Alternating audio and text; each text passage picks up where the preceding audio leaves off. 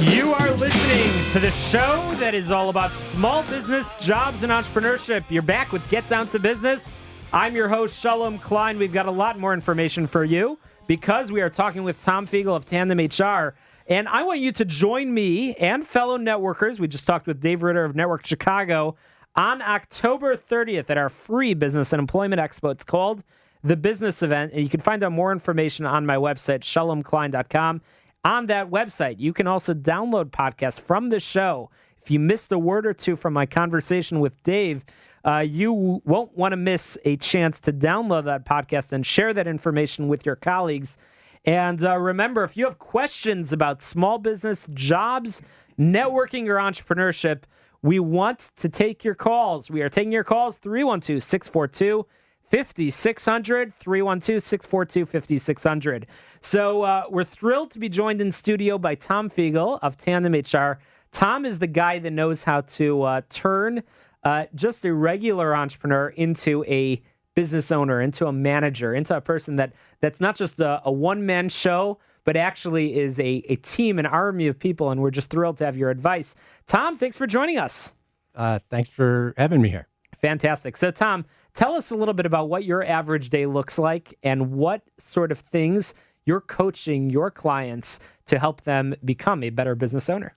Well, that's a great question. And as Tandem's management leadership coach, I'm working with first-line managers and helping them create strong relationships with their staff, which is only going to increase both sides' productivity and help improve performance. So it's very common, as we know, that as an individual contributor, you excel. When you excel as an individual contributor, you are promoted and you're looked at for your promotion to a manager. But unfortunately, a lot of organizations do not provide the training or help the new manager understand what the requirements are to be an effective manager. So typically, I work with these managers and first help them understand what are the skills and the values, the new skills, the new values that they must have and must be competent at in order to make a successful transition from an individual contributor to a manager.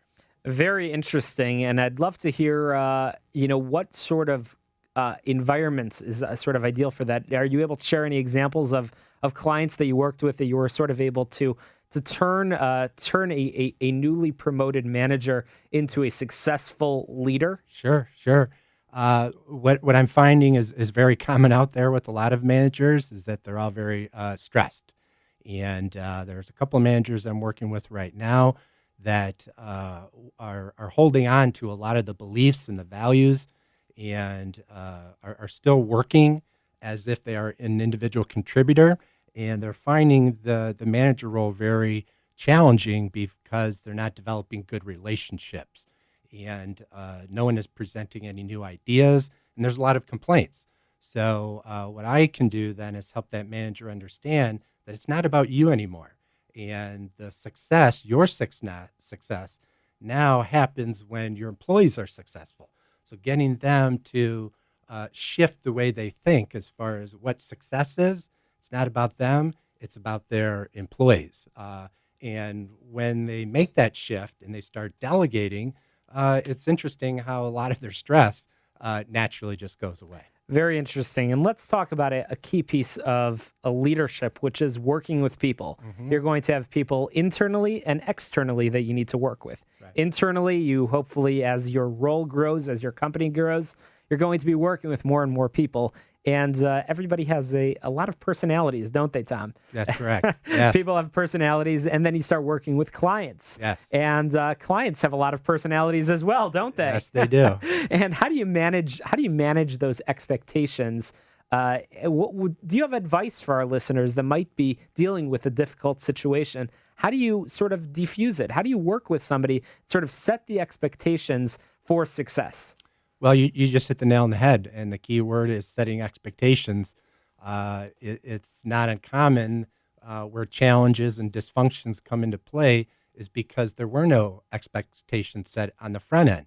And, it's my advice with all your employees, new employees, and even with new clients to very clearly state what's expected, how we're going to communicate to each other, what the performance expectations are, when the deliverables are due, and so that when there's an issue later on, it makes it that much easier for the manager or the business owner to go to the client and say, hey, remember when we talked about that expectation on the front end? Well, we need to, something's not working, or there's an issue with that we need to discuss. So the power or the effect, the good effect of that is that sharing an expectation on the front end, the client or the employee can't on the back end say, well, it's the first time I'm hearing it, and we never talked about that before. Fantastic advice. When Tom Figiel, we're talking with Tom Figiel of Tandem HR,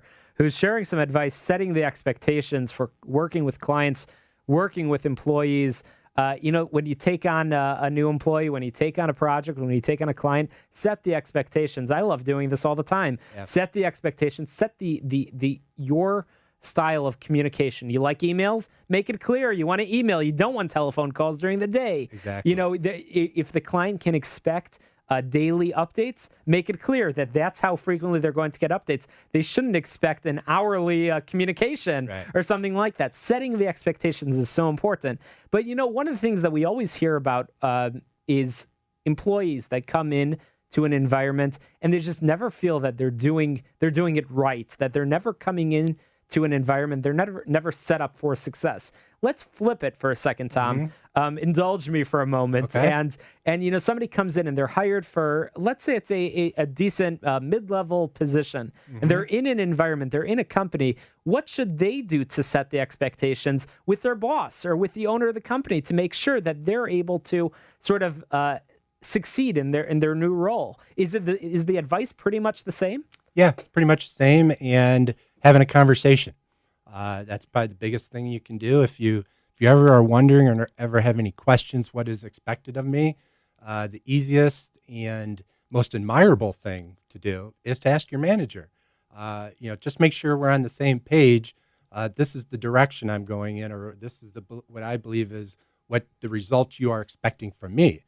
And that's the time for the manager to correct that or share with you something different. So the employee has just as much responsibility in making sure that both sides are clear on the expectations just as much as the manager. Fantastic. So, Tom, you've been working with clients at Tandem HR for how long? 13 years. 13 years. So you've got a lot of experience, and I know from the folks that I work with that have had the privilege and the opportunity to work with the folks at Tandem HR, you guys have the best team, and that's why the company's been growing and growing and growing, which is fantastic. So thanks for the fantastic advice, Tom. And how can people reach you if they have more questions about leadership, about communication, about managing expectations, or, of course, about that key point of working with people? Correct. The best way to reach me is my phone number, 312-914-1341.